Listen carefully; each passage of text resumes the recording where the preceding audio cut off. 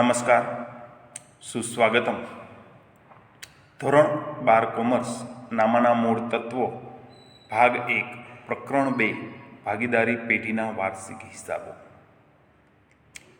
વાર્ષિક હિસાબોમાં હવાલાની અસર અને હવાલા નોંધ. ગયા લેક્ચરમાં આપણે 20 હવાલા સુધીની વાર્ષિક હિસાબોમાં અસરો અને તેની હવાલા નોંધ શું થાય તે જોઈ ગયા હતા. આજે આપણે નંબર 21થી શરૂઆત કરવાની છે. આ માટે આપણે 4 કોલમ બનાવેલ છે: ક્રમ, હવાલા, હવાલાની અસરો અને હવાલા નોંધ. નંબર 21 હવાલો જોઈએ તો તે છે ચાલુ ખાતાની જમા બાકીનું વ્યાજ. ચાલુ ખાતું શું છે તે થોડું સમજી લઈએ. ભાગીદારો પેઢીમાં જે મૂડી લાવે છે તે મૂડીમાં વધારો ઘટાડો થાય તેવું ઈચ્છતા નથી, તેથી તે મૂડી સ્થિર રાખવા ઈચ્છે છે. તો ધંધો ચલાવવા માટે કાર્યશીલ મૂડીની જરૂર પડે તે માટે અલગથી જે મૂડી ધંધામાં લાવે છે તેને ચાલુ મૂડી તરીકે ઓળખવામાં આવે છે અને આ ચાલુ મૂડી ચાલુ ખાતામાં દર્શાવવામાં આવે છે. તો આ ચાલુ ખાતાની જમા બાકી એટલે ભાગીદારોએ પેઢીમાં રોકેલ કાર્યશીલ મૂડી, અને ચાલુ ખાતાની ઉધાર બાકી તો આ કાર્યશીલ મૂડીમાંથી ભાગીદારોએ કરેલ ઉપાડ ગણવામાં આવે છે. તો ચાલુ ખાતાની જમા બાકી એ ભાગીદારોની રોકેલ મૂડી છે, તેના પર ભાગીદારોને વ્યાજ મળે છે. તેથી ભાગીદાર માટે આવક છે તો પેઢી માટે ખર્ચ છે. ખર્ચ નફા નુકસાન ખાતે કે નફા નુકસાન ફાળવણી ખાતે ઉધાર દર્શાવવામાં આવે છે. અહીં ભાગીદારો માટેના હવાલાની નોંધ મહદ અંશે નફા નુકસાન ફાળવણી ખાતે કરવામાં આવે છે. તેથી એક અસર ખર્ચ તરીકે નફા નુકસાન ફાળવણી ખાતે ઉધાર દર્શાવવામાં આવશે અને બીજી અસર ભાગીદારની આવક છે માટે ભાગીદારના ચાલુ કે મૂડી ખાતે જમા દર્શાવવામાં આવશે. દરેક હવાલાની ઉધાર અને જમા સરખી અસર થાય છે કે કેમ તે દરેક હવાલામાં નિરીક્ષણ કરતા રહેવું જોઈએ. ત્યારબાદ હવાલા નોંધ જોઈએ તો ચાલુ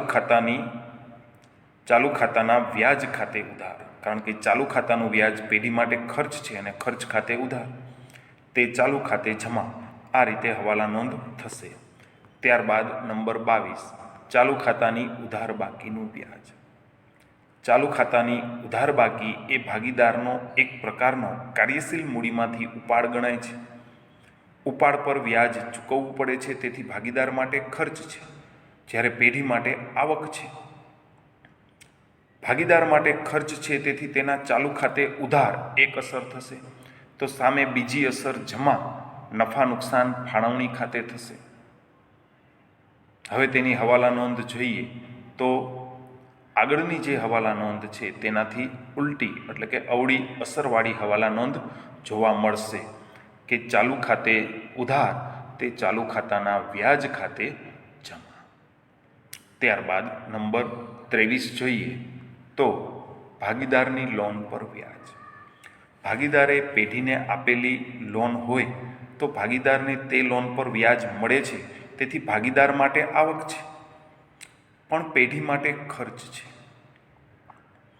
લોન પર વ્યાજ નફા નુકસાન ફાળવણી ખાતે દર્શાવવાને બદલે નફા નુકસાન ખાતે ઉધાર દર્શાવવાનો રિવાજ છે, તેથી એક અસર નફા નુકસાન ખાતે ઉધાર આવશે અને ચૂકવવાનું બાકી વ્યાજ તરીકે એટલે કે દેવા તરીકે મૂડી દેવા બાજુ પાકા સરવૈયામાં દર્શાવવામાં આવશે.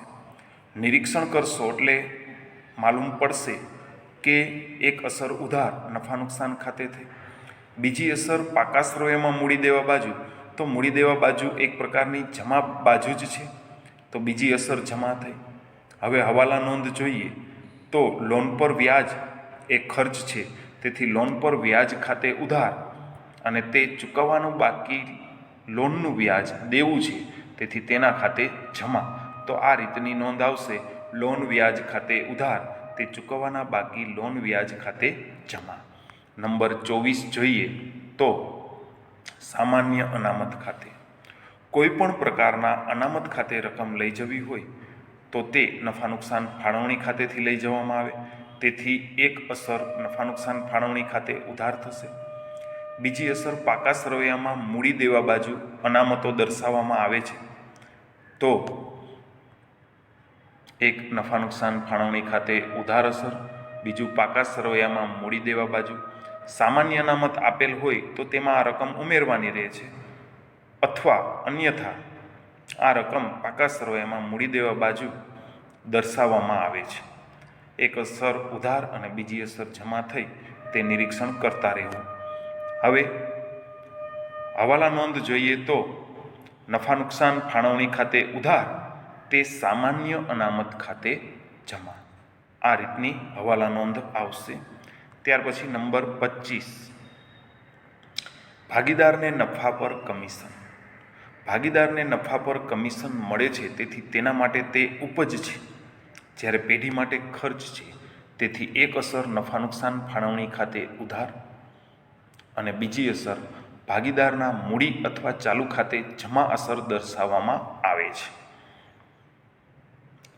ભાગીદારના મૂડી ખાતા કે ચાલુ ખાતા તૈયાર ન કરેલ હોય તો પાકા સરવૈયામાં મૂડી દેવા બાજુ ભાગીદારની મૂડીમાં આ રકમ ઉમેરવામાં આવે છે. તો આ રીતે બે અસર થઈ. ત્યારબાદ હવાલા નોંધ જોઈએ તો નફા નુકસાન ફાળવણી ખાતે ઉધાર બાજુ ભાગીદારનું કમિશન દર્શાવવામાં આવે છે, તેથી ભાગીદારનું કમિશન એક ખર્ચ છે, તેથી ખર્ચ તરીકે તેના ખાતે ઉધાર આવશે અને ભાગીદારના મૂડી કે ચાલુ ખાતે જમા આવશે. એટલે હવાલા નોંધ આ રીતે થશે: ભાગીદારના કમિશન ખાતે ઉધાર, તે ભાગીદારના મૂડી ખાતે જમા. ત્યારબાદ નંબર 26 જોઈએ તો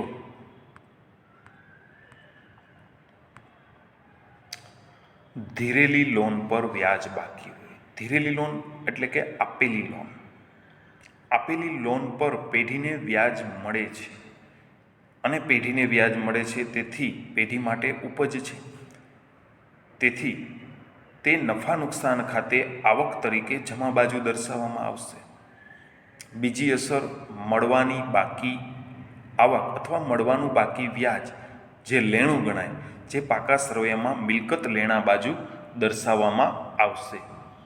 તો એક અસર નફા નુકસાન ખાતે જમા બાજુ, બીજી અસર પાકા સરવૈયામાં મિલકત લેણા બાજુ. તો પ્રથમ અસર જમા થઈ, બીજી અસર ઉધાર થઈ. હવાલા નોંધ જોઈએ તો મળવાનું બાકી વ્યાજ લેણું કહેવાય, તેથી મળવાના બાકી વ્યાજ ખાતે ઉધાર અને તે વ્યાજ ખાતે જમા. આ રીતે હવાલા નોંધ થશે. ત્યારબાદ નંબર 27, અદ્રશ્ય મિલકત માંડી વાળવી.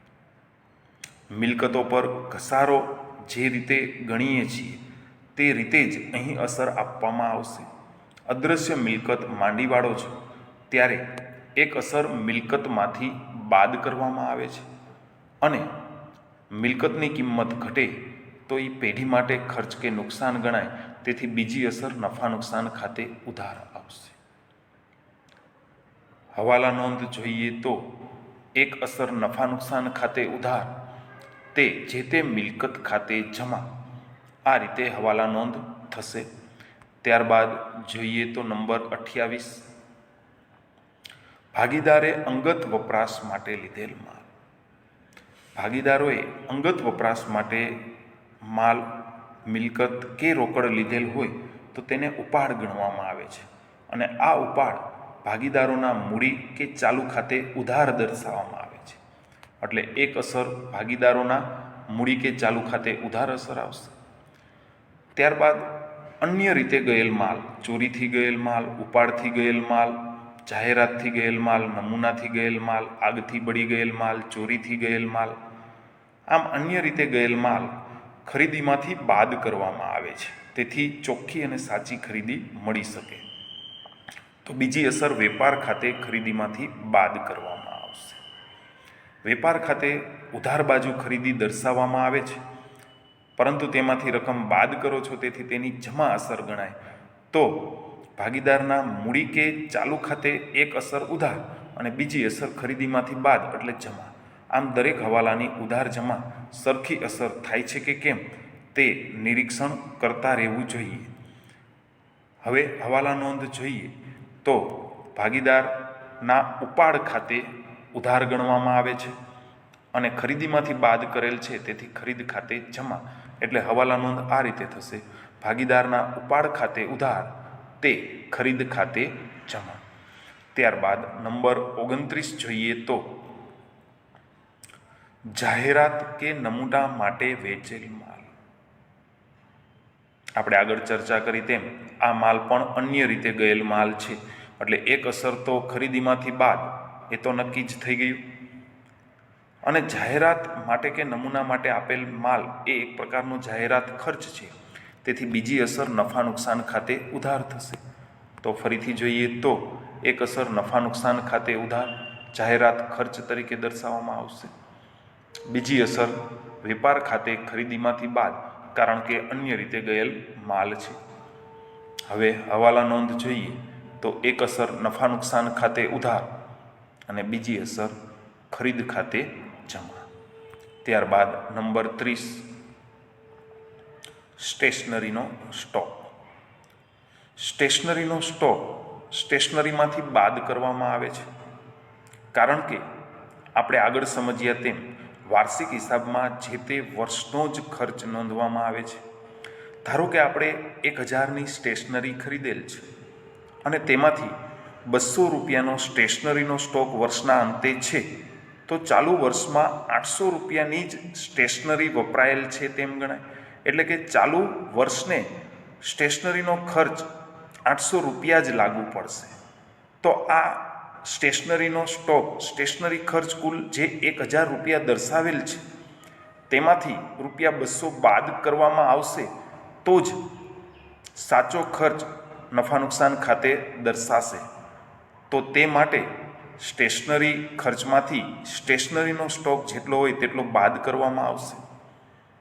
તો નફા નુકસાન ખાતે ઉધાર લખેલો હોય છે સ્ટેશનરીનો ખર્ચ, અને ત્યાંથી આ રકમ બાદ કરવામાં આવે તો ઉધાર બાજુથી આ રકમ બાદ થાય છે, તેથી તેની વિરુદ્ધ અસર એટલે કે જમા અસર આપેલ ગણાય. તો બીજી અસર ઉધાર આપવા માટે મિલકત લેણા બાજુ, કારણ કે સ્ટેશનરીનો જે સ્ટોક છે એક પ્રકારની ચાલુ મિલકત ગણાય છે, તેથી મિલકત લેણા બાજુ એટલે કે ઉધાર બાજુ દર્શાવવામાં આવે છે. તો આ બંને અસર નફા નુકસાન ખાતે સ્ટેશનરી ખર્ચમાંથી સ્ટેશનરી સ્ટોક બાદ કરવામાં આવે છે અને પાકા સરવૈયામાં મિલકત લેણા બાજુ દર્શાવવામાં આવે છે. સ્ટેશનરીનો સ્ટોક મિલકત તરીકે ઉધાર અને સ્ટેશનરી ખર્ચમાંથી બાદ થાય છે, તેથી સ્ટેશનરી ખર્ચ ખાતે જમા. આ રીતે હવાલા નોંધ આવશે. તો સ્ટેશનરી સ્ટોક ખાતે ઉધાર, તે સ્ટેશનરી ખર્ચ ખાતે જમા. ત્યારબાદ નંબર 31 પટ્ટે રાખેલ મિલકત માંડી વાળવી. મિલકત પર ઘસારો ગણો, અદૃશ્ય મિલકત માંડી વાળવી કે પટ્ટે રાખેલ મિલકત માંડી વાળવી. આ ત્રણેય હવાલાની અસર એક સમાન થશે. ઘસારાની અસર જેમ જ અસર આપવામાં આવશે, એટલે કે મિલકતમાંથી ઘસારો જે રીતે બાદ કરી તે રીતે પટ્ટે રાખેલ મિલકત માંડી વાળવા માટે તે રકમ પટ્ટે રાખેલ મિલકતમાંથી બાદ અને બીજી અસર નફા નુકસાન ખાતે ઉધાર ઘસારા તરીકે દર્શાવવામાં આવશે. ત્યારબાદ તેની હવાલા નોંધ જોઈએ તો નફા નુકસાન ખાતે ઉધાર અથવા ઘસારા ખાતે ઉધાર, તે જે તે મિલકત ખાતે જમા. આ રીતે હવાલા નોંધ થશે. ત્યારબાદ નંબર 32 રોકાણ પર મળવાનું બાકી વ્યાજ. રોકાણ પર મળવાનું બાકી વ્યાજ એ એક પ્રકારનું લેણું ગણાય, તેથી એક અસર પાકા સરવૈયામાં મિલકત લેણા બાજુ આવશે અને મળવાનું બાકી વ્યાજ એ એક પ્રકારની ઉપજ છે, તેથી બીજી અસર નફા નુકસાન ખાતે જમા બાજુ આવશે. હવે મળવાનું બાકી વ્યાજ લેણું છે, તેથી તેના ખાતે ઉધાર અને તે મળેલ વ્યાજ અથવા વ્યાજ ખાતે જમા, આ રીતે હવાલા નોંધ થશે. ત્યારબાદ નંબર 33, ભાગીદારો અંગત મિલકત પેઢીમાં લાવે ત્યારે. ભાગીદારો કોઈ પણ રકમ, માલ કે મિલકત ધંધામાં લાવે તો તેને મૂડી ગણવામાં આવે છે અને તેની એક અસર મૂડી ખાતે જમા અથવા મૂડીમાં ઉમેરવાની કરવામાં આવશે. અને આ ઉપરાંત ધંધામાં મિલકત આવે છે તો જે તે મિલકતમાં પ્લસ અથવા પાકા સર્વેમાં મિલકત લેણા બાજુ આ મિલકત દર્શાવવામાં આવે છે. તેથી એક અસર પાકા સર્વેમાં મિલકતમાં ઉમેરો અને બીજી અસર ભાગીદારની મૂડીમાં ઉમેરો અથવા મૂડી ખાતે જમા દર્શાવો, આ અસર આપવામાં આવશે. હવે હવાલા નોંધ જોઈએ તો ધંધામાં મિલકત આવે છે, આવે તો ઉધાર, એટલે મિલકત ખાતે જે તે મિલકત ખાતે ઉધાર અને તે ભાગીદારના મૂડી ખાતે જમા, આ રીતે હવાલા નોંધ થશે. મિલકત ખાતે ઉધાર, તે જે તે ભાગીદારના મૂડી ખાતે જમા. મિત્રો, અહીં મહદ અંશે તમામ હવાલાઓ આવી ગયા છે. તમામ હવાલાની ઉધાર અને જમા સરખી અસર વાર્ષિક હિસાબમાં કેવી રીતે આપવી તેની સમજૂતી મેળવવાનો સરળ પ્રયાસ કરેલ છે. આશા રાખું છું કે આ તમામ હવાલાઓની અસર વાર્ષિક હિસાબમાં કેવી રીતે આપવી તે તમને સમજાઈ ગયું હશે અને આ સાથે મારું વક્તવ્ય અહીં પૂર્ણ કરું છું. આભાર અને અસ્તુ.